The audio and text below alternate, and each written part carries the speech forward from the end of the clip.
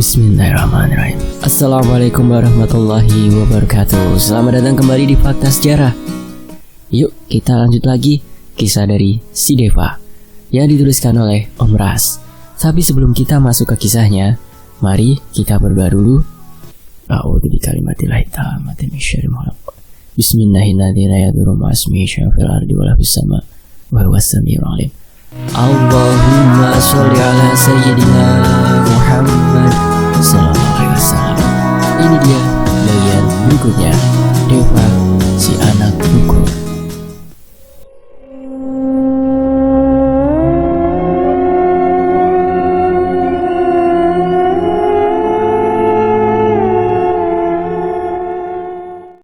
Lalu perjuangan antara hidup dan mati pun ia lakukan.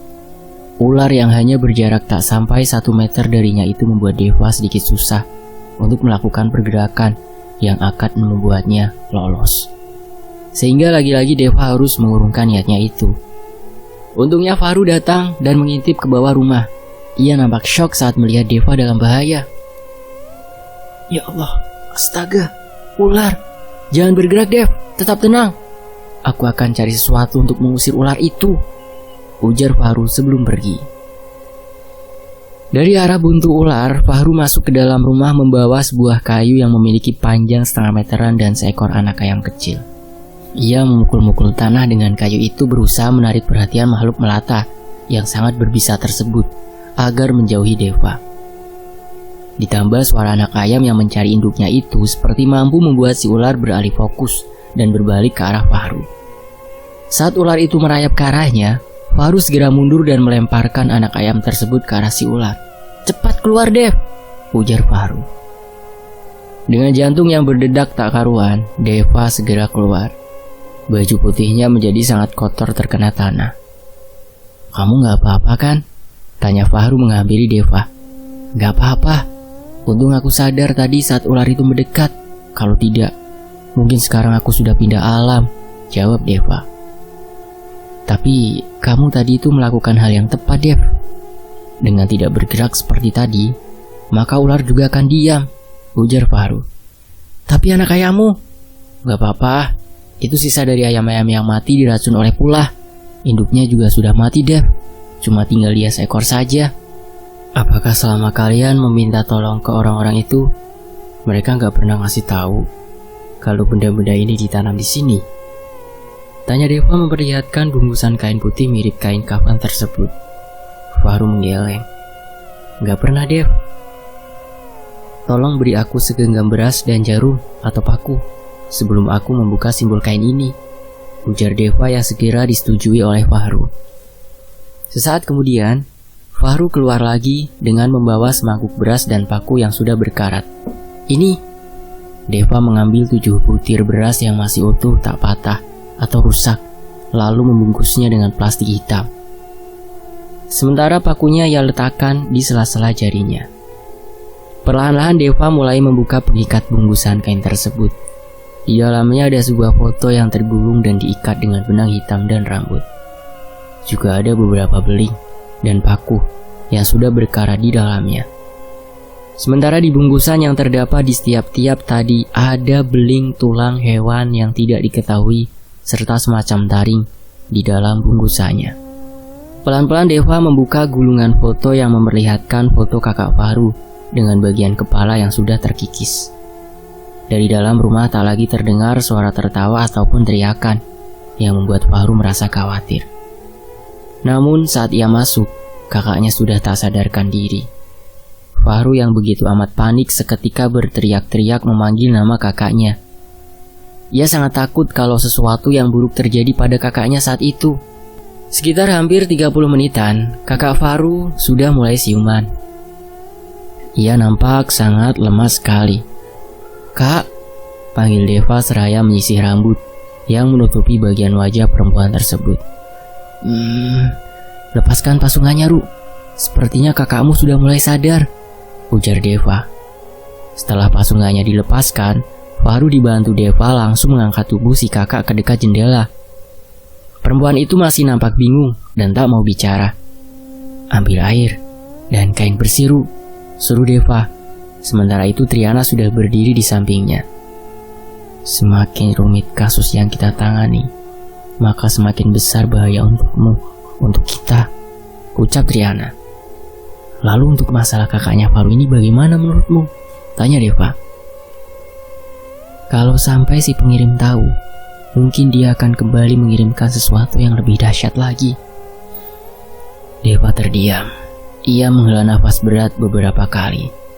Was-was itu yang ia rasakan saat itu.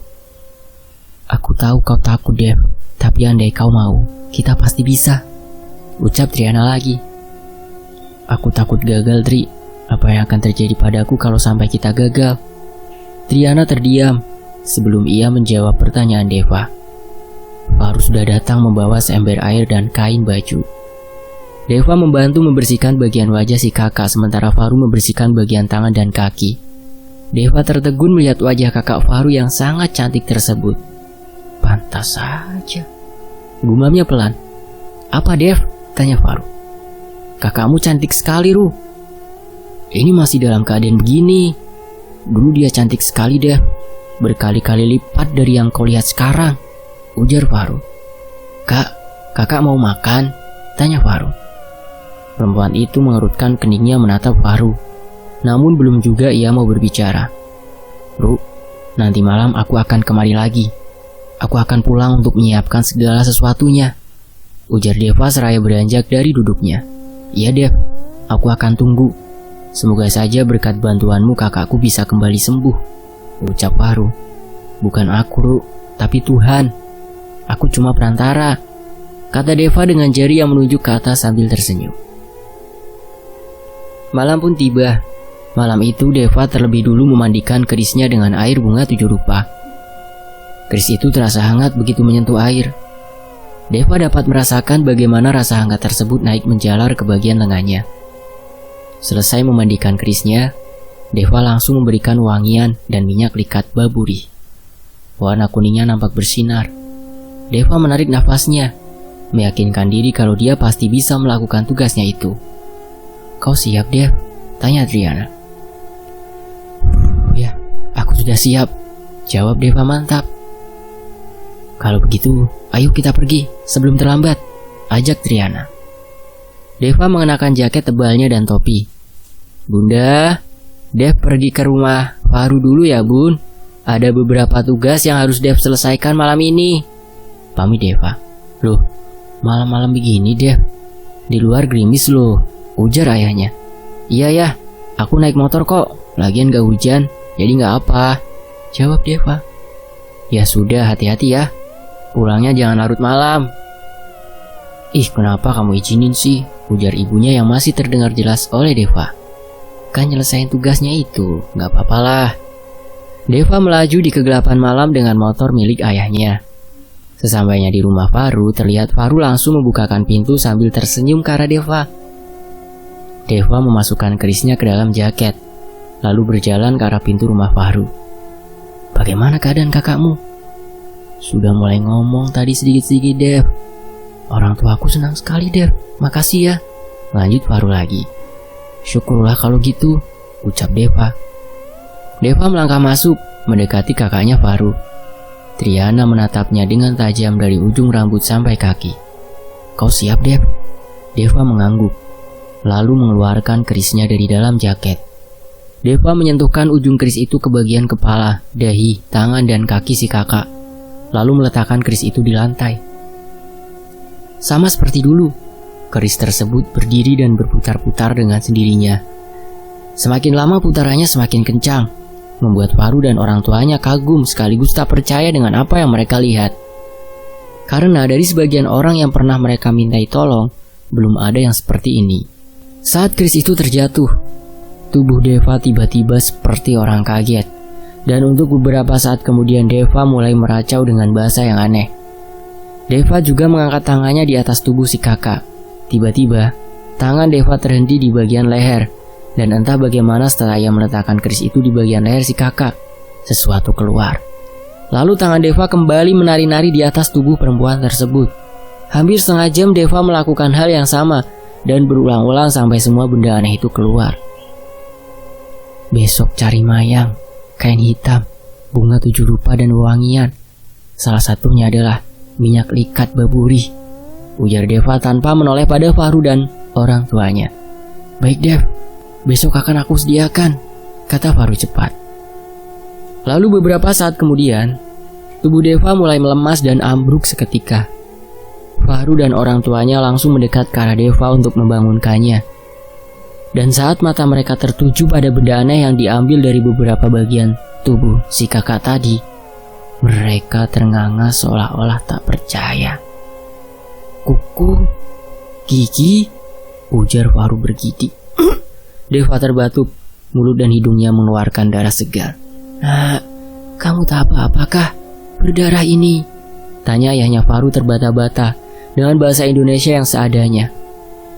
Deva menggeleng, lalu berusaha duduk dibantu oleh Fahru dan ayahnya. Dev, kamu gak usah pulang ya. Aku khawatir kamu kenapa-kenapa di jalan, ujar Fahru. Sudah jam berapa sekarang? Tanya Deva. Kurang 20 menit jam 11. Sudah sangat larut. Aku harus pulang, Ruh. Aku gak mau orang tuaku khawatir, ucap Deva yang masih nampak lemas. Aku antar ya. Gak usah. Kamu di rumah saja. Aku bisa sendiri kok, tolak Deva, karena ia tak ingin merepotkan Fahru yang tidak bisa mengendarai motor tersebut. Pastilah dia nanti akan pulang jalan kaki malam-malam begini. Deva berpamitan pada orang tua Fahru dan temannya tersebut. Sebelum akhirnya keluar dari rumah, Deva pulang dengan perasaan khawatir akan dimarahi oleh ibunya. Di tengah jalan, saat menaiki tanjakan, lampunya menyorot sesosok perempuan yang berjalan turun. Itu adalah perempuan gila yang sering mengganggu Deva. Dia bisa melihatku, Dev. Melihat kami. Ya, mungkin orang gila itu kayak bayi ya, Tri. Bisa melihat bangsa halus atau jin. Sebagian memang iya, tapi ada juga yang tidak, jawab Triana yang duduk di boncengan. Tapi dia itu istimewa, Dev. Perkataannya mampu membuat membongkar lantai kamar waktu itu. Deva tertawa kecil menanggapi ucapan Triana. Sesampainya di depan rumah, nampak ayahnya sudah menunggu di luar rumah dengan ditemani kopi dan lagu-lagu lawas dari handphonenya. Larut sekali pulangnya, Dev, tegur ayahnya. Iya ya, Dev minta maaf ya, ucap Deva seraya berjalan memasuki rumah setelah ia memarkirkan motornya. Tubuhnya masih terasa sakit di beberapa bagian, terutama di tangan. Deva berjalan ke arah kamarnya, dan terlihat Rini bersama ibunya masih asyik menonton drama. Tumben masih nonton. Biasanya kalau Dev ada, nonton cuma boleh sampai jam 9 malam. Celoteh Deva. Iyalah, orang kita-kita ini sambil nungguin kamu pulang, sahut Rini. Deva bergegas masuk ke dalam kamar ketika kepalanya mulai terasa pening. Semakin sulit masalah yang kau coba selesaikan, maka semakin besar pula bahaya yang mengancam, dan tidak mudah melepas guna-guna itu, Dev, ucap Triana sembari mengusap-ngusap kepala Deva. Aku tahu, Tri, tapi apa kamu gak lihat tadi itu? Mereka bahagia selepas tahu kakaknya Fahru sudah mulai menunjukkan tanda-tanda kesadaran. Lagi pula kita sudah setengah jalan, Tri. Aku hanya takut kau tak mampu, Dev, kata Triana. Deva tersenyum dengan mata yang masih terpejam. Sesaat kemudian Deva mulai terlelap. Sekitar jam 3 subuh, tubuh Deva kejang-kejang dan mengeluarkan banyak darah dari mulutnya dan hidungnya. Matanya melotot. Jari jemarinya dengan sangat kuat mencengkram spray. Untungnya Triana muncul dan membantu Deva. Terasa ada sesuatu yang sangat panas berjalan di sekitar perut serta tenggorokannya. Lalu Deva terbatuk dan sesuatu keluar dari mulutnya. Mereka sudah tahu kalau kita mencoba membantu perempuan itu, Dev, ujar Triana dengan nada bicara yang sedikit kaku. Kejang-kejang yang tadi terjadi pada tubuh Deva sudah berhenti. Semuanya akan menjadi sangat sulit, Dev, ujar Triana lagi. Deva berusaha bangun dari tempat tidur. Meski masih lemas, ia tetap mencoba mengganti spray yang penuh darah tersebut dengan spray baru dari dalam lemari. Spray penuh darah itu disembunyikan dalam kantong plastik besar dan ia letakkan di belakang pintu untuk nanti ia buang. Kita lanjutkan saja, Tri. Aku gak mau ngecewain mereka, ucap Deva membuat Triana langsung lenyap dari ruangan kamar tersebut. Deva membersihkan sisa darah yang masih menempel di bagian mulut serta hidungnya dengan tisu. Sore harinya, Deva yang memang tidak masuk sekolah itu segera berangkat ke rumah Fahru. Sesampainya di rumah itu, Deva melihat ada seorang laki-laki berusia kira-kira 40 tahunan yang sedang duduk mengobrol bersama ayahnya Fahru. Deva tertegun ketika orang itu menatapnya dengan tajam. "Itu anak yang aku ceritakan," ujar ayah Fahru menunjuk ke arah Deva. "Sudah kuduga kalau si pengirim memang bukan orang luar," bisik Triana. "Hah? Maksudmu?"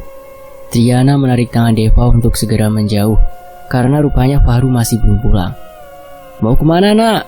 tanya laki-laki tadi. "Saya mau ke sana dulu. Nanti kalau Fahru sudah pulang, saya kemari lagi kok." Lelaki itu berjalan mendekati Deva. "Aku tahu siapa yang kau bawa, nak. Hati-hatilah. Jangan mudah percaya dengan makhluk itu, karena dia tidak benar-benar patuh denganmu. Suatu saat nanti dia akan meminta bayaran yang besar untuk hal yang sudah ia lakukan," bisik si lelaki membuat Deva terkejut. "Sebelum semuanya terlambat, lebih baik kau buang tempat bagi makhluk jahat itu," ujarnya lagi. Deva tak menanggapi apapun. Ia langsung mengayuh sepedanya dan meninggalkan halaman rumah Fahru. Lumayan jauh dari rumah Fahru, Deva menghentikan kayuhan sepedanya. Sedikit ia mulai rasa ragu pada Triana. Benarkah Triana akan meminta bayaran atas segala yang sudah ia lakukan padaku? Batin Deva. Enggak. Triana nggak mungkin seperti itu. Antara aku dengannya sudah seperti persahabatan, bukan seperti budak dan tuan. Dia ikhlas membantuku, dan aku ikhlas merawatnya, gumam Dev melawan perasaan ragunya. "Dev, orang itu tadi bicara apa?" tanya Triana. "Enggak, bukan apa-apa. Tadi kenapa kamu pergi?" "Itu orang yang membuat kakak temanmu menjadi gila, Dev." Deva terdiam sejenak. Otaknya terasa lambat untuk mencerna perkataan Triana. "Tapi bukannya..." "Iya, Dev. Kau akan tahu nanti. Melihat gelagatnya, orang itu akan melakukan hal yang tidak baik padamu. Kau harus hati-hati," potong Triana. Deva mengalihkan pandangannya ke arah pohon seberang jalan. Pohon itu besar dan menjulang tinggi. "Deva!" panggil seseorang. Saat Deva menoleh ke arah suara, terlihat Fahru sedang melambaikan tangan ke arahnya. Ia memegang bungkusan plastik hitam yang entah apa isinya. "Dari mana kamu?" tanya Deva setelah Fahru mendekat. "Aku ke pasar, Dev. Beli kain hitam sama bunga dan minyak likat, seperti yang kamu suruh tadi malam itu," jawab Fahru. Deva mengerutkan keningnya lalu menatap ke arah Triana. "Oh, jauh sekali kau ke pasar jalan kaki?" "Enggak kok. Tadi pagi aku ikut sama Bang Kumis ke pasarnya." Deva mengangguk. Sepanjang perjalanan mereka mengobrol. Dari kejauhan terlihat sebuah sepeda motor yang tebeng-tebengnya sudah dicopot semua melaju ke arah mereka. "Mang," sapa Fahru. Itu adalah laki-laki yang tadi mengobrol dengan ayahnya Fahru. Deva membuang muka tak ingin beradu pandang dengan orang tersebut. "Dia itu siapa, Ru?" tanya Deva setelah si lelaki tadi pergi. "Itu orang yang pernah menolong kakakku juga, Dev. Beliau juga paham tentang hal-hal gaib, sama sepertimu," jawab Fahru. "Sebaiknya kau dan keluargamu jangan terlalu akrab dengannya, karena..." Ucapan Deva terhenti. Ia ragu mengatakannya. "Karena apa, Dev?" "Karena orang yang kita anggap baik bisa saja adalah seorang pengkhianat yang menusuk kita dari belakang," jawab Deva. "Maksudmu?" "Sebentar lagi gelap. Lebih baik kita segera ke rumahmu. Kau tahu, subuh tadi aku diserang oleh pengirim guna-guna itu, Ru. Hampir saja aku mati andaikan tidak ada." Bicaramu sudah kayak kreditan, Dev. Terpotong-potong terus," ujar Fahru. Setelah sampai di rumah Fahru, Triana langsung menyuruh Deva untuk mengikutinya berjalan ke setiap sudut rumah. Dan entah bagaimana ia menemukan beberapa bungkusan yang sama namun dengan kain yang masih nampak baru. "Sediakan air, kain hitam dan bunga. Kita harus cepatnya membuang sisa-sisa yang melekat pada perempuan itu, Dev, sebelum terlambat," suruh Triana. Deva bergegas mendatangi Fahru dan memintanya untuk menyediakan semua yang diminta oleh Triana tadi. "Mau dibawa kemana, nak?" tanya ibunya Fahru. "Saya akan mencoba memandikannya. Karena tadi saya masih menemukan bungkusan aneh yang terkubur di setiap sudut rumah ini. Saya tidak mau keduluan orang, Pak. Karena kalau keduluan orang, mungkin sakitnya kakak ini akan lebih parah lagi. Jawab Deva. Ya Allah, kami benar-benar minta tolong ya nak. Ucap Ibu Faru bergetar menahan tangis. Doakan saja, kata Deva seraya memapah kakaknya Faru untuk keluar rumah. Di luar rumah itu, dengan dibimbing oleh Triana, Deva mulai mengguyurkan air kembang dari atas kepala si kakak sampai ke bawah. Si kakak ditutupi dengan kain hitam selepasnya, lalu kembali dimandikan. Setelah itu kepala, tangan dan kakinya ditampung tawari dengan minyak likat. Setelah selesai dimandikan, Triana melakukan sesuatu pada si kakak yang entah apa. Dev pun tak tahu. Lalu perlahan-lahan, perempuan itu mulai bersuara. Ma, ucapnya. Alhamdulillah, ucap orang tua Faru di sela isak tangisnya. Deva tersenyum sembari menatap Triana. Faru, Pak, Bu, saya ingin menyampaikan sesuatu pada kalian, ujar Deva pelan. Katakan saja Dev, apa itu? Ucap Faru. Laki-laki yang tadi, saya tahu kalian akrab dengan beliau, tapi syarat saya minta tolong untuk jangan lagi dekat dengan orang itu, apalagi kalau sampai dia ke rumah, kata Deva pelan namun terdengar jelas di telinga mereka. Kenapa nak? Saya tidak bisa menjelaskan lebih rinci lagi, tapi saya harap bapak dan ibu mau menolong saya dan menjauhi orang tersebut, jawab Deva. Saya rasa semua sudah selesai dan dalam beberapa hari ini kakak Faru akan betul-betul sehat kembali. Jadi saya mohon diri untuk segera pulang, ucap Deva.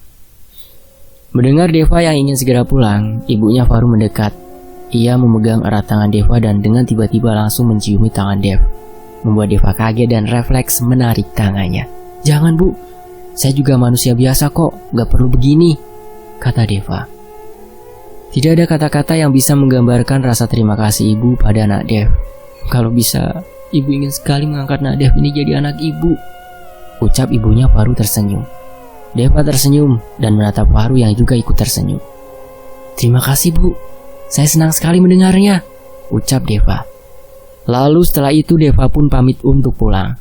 Sesampainya ia di rumah, ayahnya terlihat sedang berbincang dengan seorang laki-laki yang tidak asing bagi Dev. Deva masuk tanpa memberi muka pada orang itu. Deva, panggil ibunya. Kenapa kamu gak pernah bilang sama Bunda kalau kamu di sekolah dijuluki anak dukun? Deva tersentak mendengar pertanyaan ibunya. Anak dukun apa nih Bun? Gak ngerti aku. Itu loh Dev, orang di luar itu bilang kamu punya sesuatu benda yang sudah kamu salah gunakan, dan sekarang hantu dari benda itu sedang mengincar kita. Kamu kenal sama orang itu? Ujar ini. Ah, ya ampun. Jadi orang itu yang buat cerita gak masuk akal. Iya enggak lah, benda apa coba? Aneh deh. Ya udah aku mau masuk kamar dulu, kata Deva. Dev, panggil ibunya. Iya Bunda. Bunda belum selesai ngomong ya. Kamu jangan main pergi gitu aja. Apalagi sih Bun, orang itu gak jelas. Aku aja gak kenal sama dia.